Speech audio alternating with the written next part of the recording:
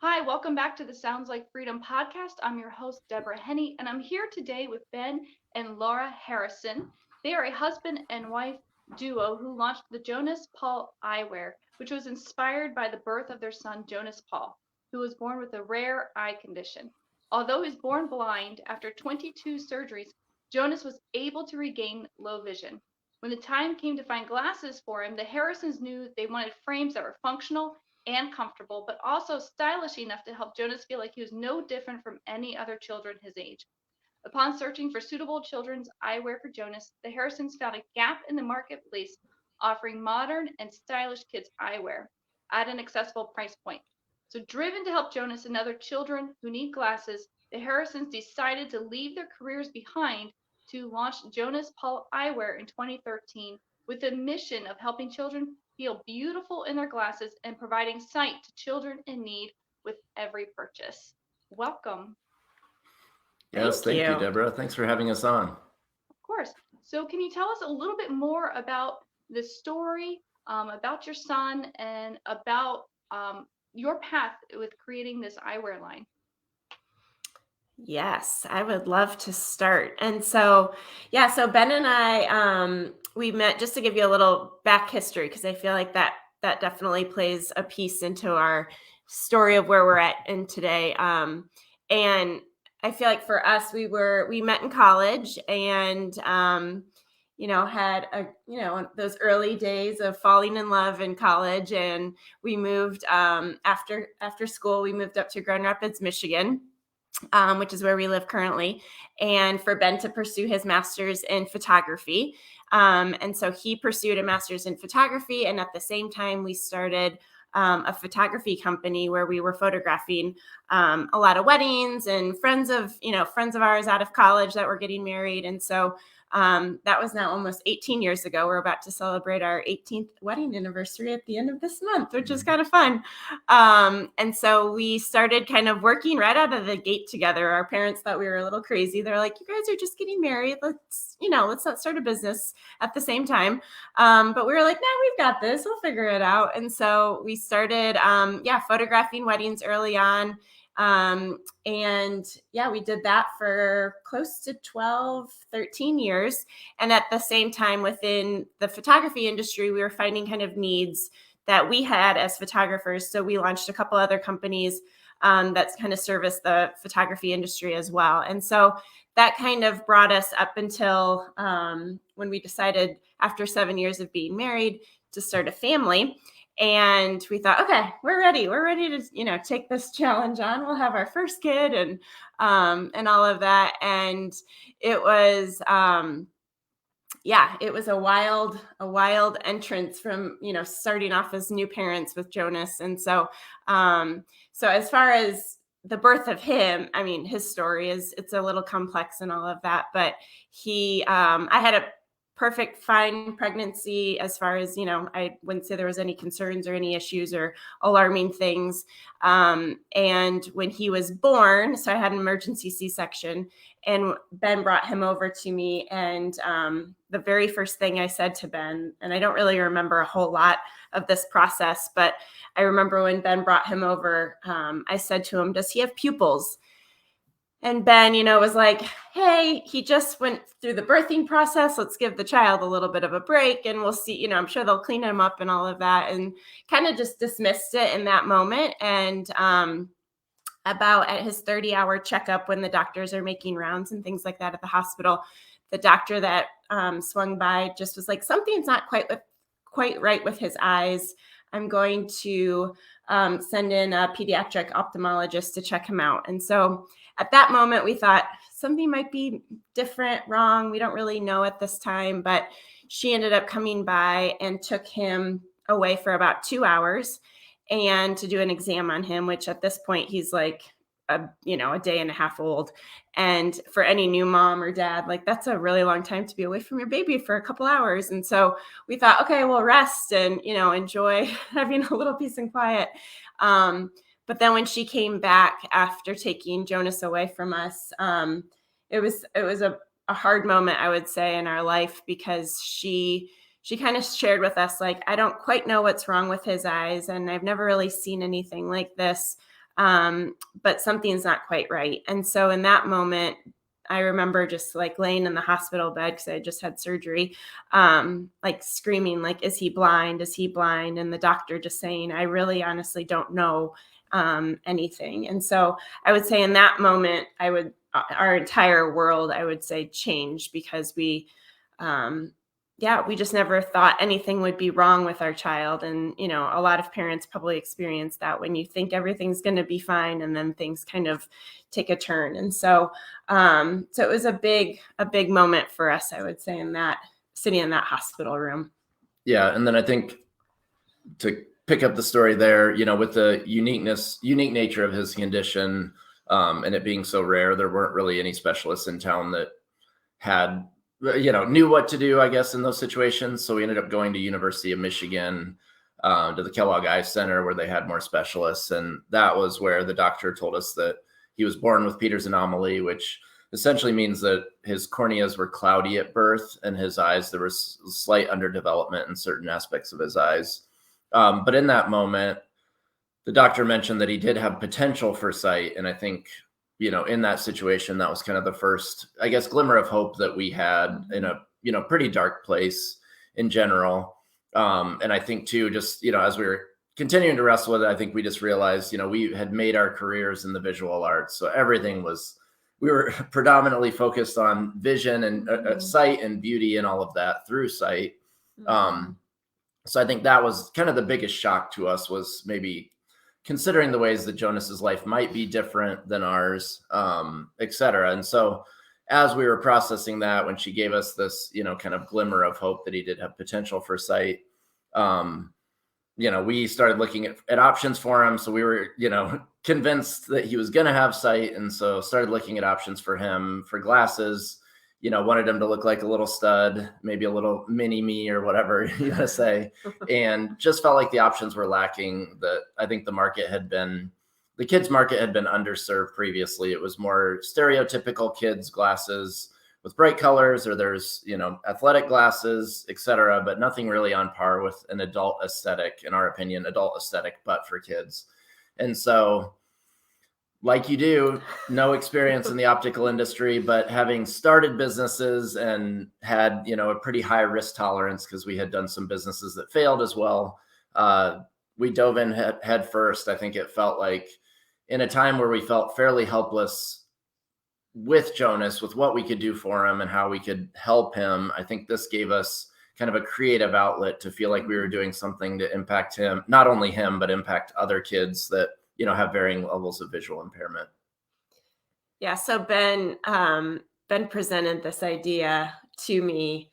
Gosh, it was maybe like 4 weeks after Jonas was born. And so I remember being like, oh my goodness, I just had a baby and we've got a lot of health challenges with him. But you know what? I'm actually kind of on board with this. This is like a cool idea. And I think, at the time I didn't realize it, but you'd bought like the domain name and started doing some online researching. And so when he pitched this idea to me, I was like, yes, I could get behind this. And so it was actually very early to piggyback what you're saying. I feel like it was that opportunity. We felt like, okay, this is something that we could really make an impact with. And we kind of just got super pumped right out of the gate to pursue it. Wow, that is quite a story. And that is right. Taking all that on, businesses, new baby with health challenges. A lot. It's mind blowing. I know. Yeah. And just to say, I feel like when I think back to it, you don't know what you don't know in the moment, right? And so you're kind of just like, hey, we're just holding on and we're just going to figure this out. And when I think back now, 10 years later, I'm like, golly, we were a little crazy, but everybody has those moments, I guess, in life. So Yeah. Right. But sometimes I think it's that leap, that risk that you take, that I see that common thread with people who are successful, and with entrepreneurs, they tend to have a vision and they're like, we're going to jump in and we're going to go for it. You don't have to have all the answers to start to take those steps. But as you were Absolutely. going through this time period, I mean, getting some difficult news about a child, I think that 5 minutes can feel like an eternity, and your head can go a bazillion miles Mm-hmm. a minute.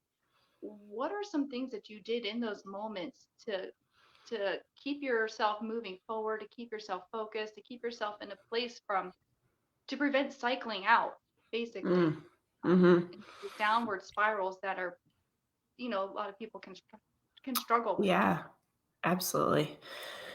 I think a lot of it, I mean, to be honest, had to do with kind of the network we had built, network and our faith really in general. Yeah, I mean, looking back at it again, like Laura had mentioned maybe earlier, that it felt like a big blur, so to speak. But there were these standout moments. In general, we didn't go into the detail of this, but Jonas, actually, with one of the drops that he had received after we found out the news, he ended up having a systemic absorption and actually stopped breathing, and ended up in the NICU for a week. But this is just one example of those moments, when Jonas, he slept in the nursery, and I think whether it was an angel or a nurse, we're not really sure, but there was someone in there that was checking on another patient, and turned around, and Jonas was fully blue. And so she made the decision to rush him to the NICU, where they intubated him and all of this stuff, and basically came and delivered that news to us. And then this was Easter weekend, and the pastor from our church, actually, he was downtown studying. This is like the Super Bowl weekend for pastors, because this is when you get a lot of people in the church that normally wouldn't be. And he felt compelled to come and visit us in the hospital. And so he visited us in that moment. And we had some dear friends of ours that happened to be there as well. And that was one of those moments where we had just been delivered this news, not only that, Jonas might be blind, but then also that he may not survive. And, he showed up, and it was just this like amazing experience, like transformative for our friends, transformative for us. But I think we have examples of that all along the way in this journey, where people kind of stepped into our lives, and leaned in even when it was really hard, and we also had other friends that kind of stepped away as well because it was so hard. But I think it was just kind of like the people in our network, I think, leaning on our faith. I think there's a lot of things in life that you can't really describe, or understand why, but having, I guess, an open mind towards like our belief that this potentially did happen for a reason, and that Jonas had potential to impact the world, make the world a better place. We had the opportunity to impact the world through this decision, or through what happened. Yeah, I think kind of kept us out of that dark place. I mean, it's not to say that we didn't have our moments. I think too, in the journey too, we also remember those moments where kind of when I was having a really hard time for whatever reason, Laura was like, felt strong. And when she was having a hard time, I felt strong. And then just, again, like our parents, as well, kind of leaning in, being like waiting in the hospital waiting rooms for us, with Jonas, he went through 22 eye surgeries. So it was kind of back and forth to Ann Arbor, 2 hours each way, hotels, and all these things. So it was quite the journey, but I think a lot of it really goes back to the people in our lives that fed into us and tried to encourage us, even when they didn't have the answers, was really what got us through. Mm-hmm. I love that. And I want to just kind of pull out a couple of things that I heard you say. One, not being afraid to share that burden with your network and the people who are pressing in. And I think even on the flip side, people who might have somebody in their life that they're like, well, I don't know what to say. I don't know what to do. And just to encourage them to step out, even like you don't have to have the answers, because you know what? You're right. Sometimes things happen in life and there are no answers other than you guys consciously making that decision to trust God, to lean into your faith, and to say, you know what, God, this isn't good, but you can make something good out of this. Mm-hmm. And sure, you have those human moments. I Absolutely. mean, we all do, right? We have emotions, we have feelings, and nothing affects you more, I think, as a parent than your children. And so, saying, you know what, I'm having a really bad day today, and then leaning into your spouse, or leaning into your parent, your pastor, your closest friends. And I So think many. Oh, go ahead. Sorry. No, I was just gonna say, I think so many times people like to be like, well, I'm strong, I can do it myself, but that's Yeah. not the way God's called us to live. Mm-hmm. Mm-hmm. Absolutely. No, for sure. And I think you hit the nail on the head there with so often, even with disability and stuff too, there can be a tendency to retreat or when challenging things happen. And I think that is one thing that our pastor is always big on. Like, instead of saying like, let me know if you need anything, like, you kind of have to force your way in to people you love into their life when they're going through difficulty, because we're not going to like, hey, we need dinner tonight. Can you bring it in 2 hours? Those kind of things. You just don't think about that when you're in a dark place. So really, I think in the end, if it's any encouragement to anybody, when people are going through hard times, just like show up, just shower them with love, just be present, bring food, even if they don't want it, bring whatever, buy them movie tickets and offer to babysit their kids, or, those like little things that you can do that just show that you care, I think are really meaningful, because it's just when you're going through those dark places, one, you kind of have a tendency to want to kind of retreat into yourself or into your own headspace. And it sometimes just takes people forcing their way in, to be able to encourage you and kind of get you out of those spaces, to remind you that there is so much good in the world. And there's, just a lot of positivity, even in these dark places. And I think too, when I think back on our story, like for us, it was over the course of years that this took place. And so it wasn't just like, 6-month time frame. This was like a 3 to 4, like we were like living in it, I would say, for like 3 to 4 years. And where it was like that nonstop, like the surgeries, but then all of the appointments and all of this stuff. And at the same time, we're trying to launch this company, and and then we had another kid shortly after all of that too. And so I feel like it's reminding yourself to continue to show up like over and over and over for people, and whether they're going through really difficult times or not. But I think, speaking into our situation, I think that's when it really, like, I just think that's how you can show the love of the Lord so much, through like those moments of, I'm going to be here with you no matter what. And like you said, I'm going to like just bring you things, or bring you warm bread or a meal or whatever it is, like just showing up nonstop. Like, I feel like that, like when I think back on those years for us, like was such a huge moment for us, and having that support of, just the constant like support from people, even when it feels like it's never ending. Because I felt like it was never ending for a long time. Yeah. Right. And I think that's key too, because I mean, just on a much smaller scale, it was about 2 years ago, I got really, really sick. Couldn't get, out of bed, anything. And a couple people found out, and they were like, hey, is there anything I can do? And of course I said, no, we're good. We got it. I'm good. But one friend who said, I am making your family a meal, and I am bringing over homemade bone broth. What time shall I arrive? And that was such a blessing. Yes. It was, she came right, and she let herself in just as it was out of the couch. That was such a blessing to me, because you're right. If people ask, you're like, nope, we're good. We got it. Exactly. But to be a little bit more assertive and say, I want to bless you. I want to come by your side and help you through this time. Is so key, I think. Yeah, I'm glad. And people honestly do. They want to. And I think so often it's our human nature, like you're saying, to say no. And in the end, like people do. Like people want to serve and support one another and show love and be kind in so many ways. And I think, for me too, I have to get out of my own head of like that same concept, no, I got it. It's fine. I'll do it myself. And in the end, you just have to like free yourself of like, no, like ask for help and ask. And like people genuinely like want to do that. And I think that's what's amazing about community. And just surrounding yourself with people that like love you, no matter if you're, crushing it at life, or if you're like in the weeds and feeling like you're sinking. So can you tell us a little bit more about your eyewear? And I'm so curious about this, because I'll tell you what, I have a daughter who's probably maybe has grown out of, because it seems like your eyewear is more focused toward younger children. She's almost 16 now. But let me tell you what, when we have to look for frames, I literally have to book the entire day. And I'm not even kidding, I'm joking. It is a whole day looking for Yeah. frames. And especially when she was younger, looking through the selection, she would be like, I just don't like anything. Nothing looks right. It's not fashionable. It's not cute. It's not pretty. You know, I don't feel right in these frames. So tell us about your frames and where we can find them. I'm going to put up your website here.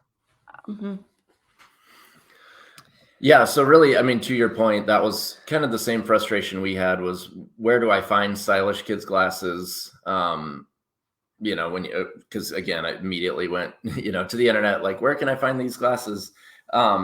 And I think too, like, where can I find like an empowering brand that makes it a fun experience for my child to get glasses where they don't feel, you know, I remember I wore glasses as a child and I was embarrassed the first day at school when I had to pull them out of my backpack and put them on. Like, what are my friends going to say? And I think what's been cool about our brand and really encouraging is actually the impact we have on the wearer as well, where it's like, hey, this is exciting. Like, these are actually really cool glasses. And there's all these other kids that have these cool glasses just like you. And it totally changes the perspective. You know, if a child walks in, they're so influenced by their peers. Like, if they walk in confidently with their glasses, all of a sudden their friends want glasses. And like the other people like, oh, those are really cool glasses. But anyways, yeah, to your point. So I think as we looked at it, you know, kind of the key tenets of the business when we started it were really, you know, fashion forward. We want a brand that's empowering for kids, that's actually exciting to get glasses. And then we wanted to prevent childhood blindness in the developing world. Because we, you know, in the height of all of our surgeries and everything, we did have a moment where just felt like, how blessed are we that we actually can afford, we have access to, and we can afford to have the treatment that Jonas needs to actually provide him sight, and can't imagine what it would be like a parent in the developing world having a child that's going blind or is blind and not being able to do anything. So I think those were kind of really the key core tenets originally of the business.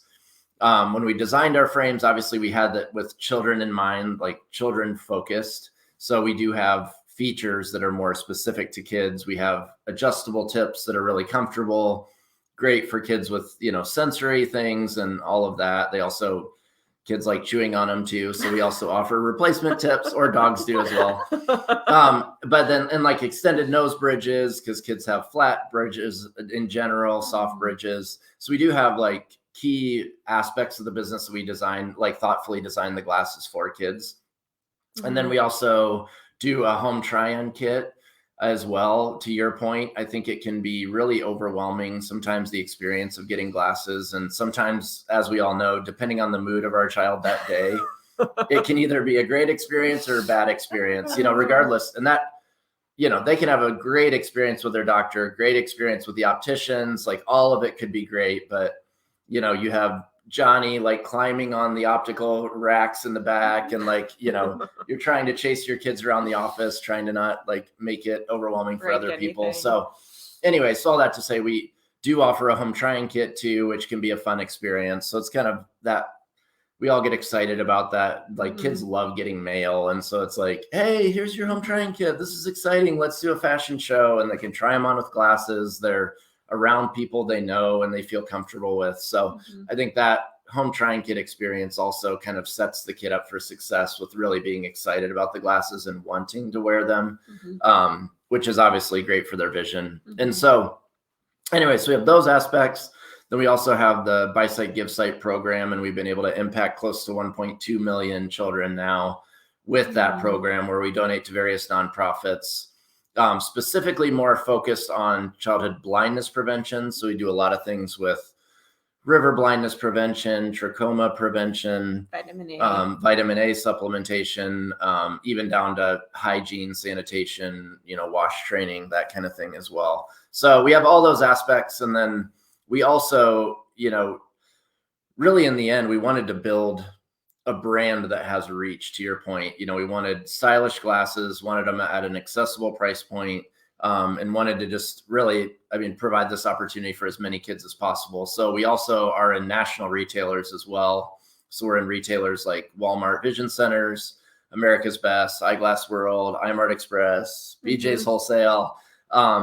So we have fortunately been able to partner with really great partners on that side too. And so it's been really interesting to see too, because we do have a direct to consumer business, but we also have this thriving wholesale business where we have really become the top selling kids brand in those retail outlets as well. So I think that's the big piece, is really like, we wanted to build our brand, we wanted to build and scale our impact. And we felt like the best way to do that was kind of a both and approach, with, partnering with great wholesale partners that have a great experience and they can buy them there or they can buy them from us. And it's really been cool to see how it's been a rising tide. That's amazing. And I love your mission.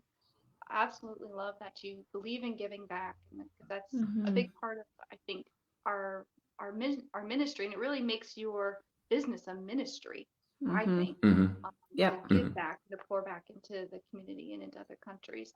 So check them out. Go to jonaspauliewear.com or go to one of the stores that he mentioned. Go check out the glasses, check out the frames for your kids. They sound amazing. I can't wait.